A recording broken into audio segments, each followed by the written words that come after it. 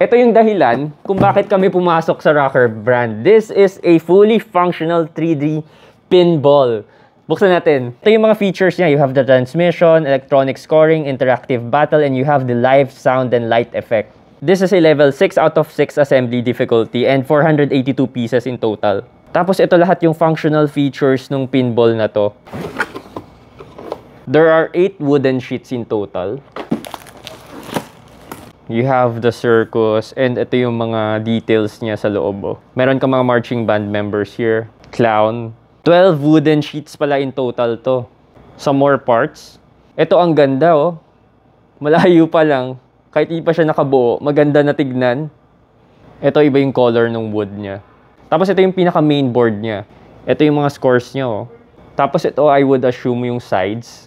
You also have plastic parts. For the instruction manual, ang kapal nito.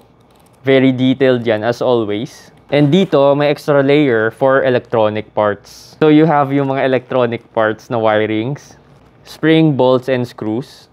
Some more screws. Ito, I would assume yung sound. Ito, good luck, Marco. And interesting enough, this is powered by USB. Then, you have the bell.